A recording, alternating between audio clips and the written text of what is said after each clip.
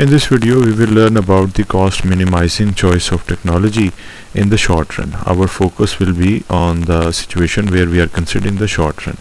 And when we say that we are in the short run, labor is likely to change substantially, but capital is usually not allowed to do so. So this is why V2 is having a bar on it. It means that V2 is considered to be fixed. So when we plot this in a diagram, it has a certain difference because the level of the capital is fixed at V2, and we can see this bar, it's showing that it is V2 bar, it is fixed at a certain level. We know about the limitation of capital in the short run. So this is that fixed point, whereas if we talk about labor, there isn't any substantial restriction on labor, so we can consider a number of different values of labor and we do not see any serious limitation. However, in the short run, labor can also be limited because of the certain capacity of the plant or the firm, because beyond that, if we hire, there will be overcrowding and there will be loss of efficiency and counterproductive stage of production will creep in. Now we consider the isoquant. Isoquant is having this shape, and it is not restricted by the short run, it is the long run isoquant.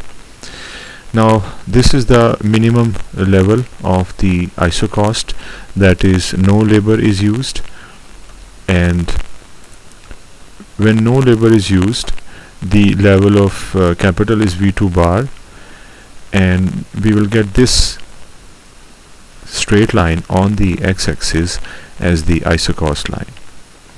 And then we have another level of labor that is here, and it is again limited by this fixed level of capital. So the isocost line will look like this, and then we have this isocost line, which is again a straight line, and it is limited by the capital. And then we have the third or the fourth isocost line, which is limited again by the fixed level of capital.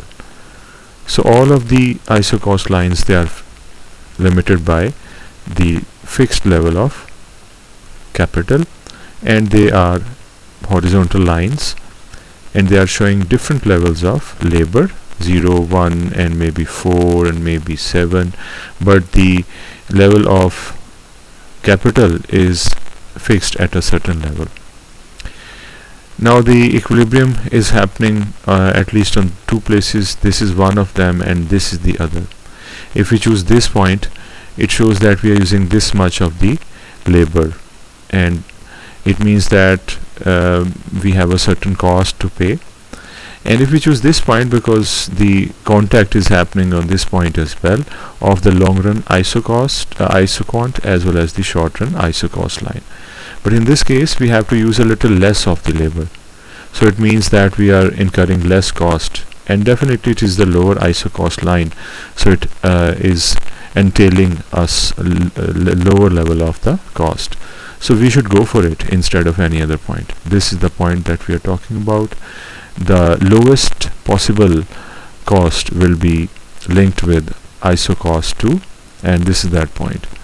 So this is how we achieve the equilibrium of the firm in case of long run isoquants but short run isocost lines.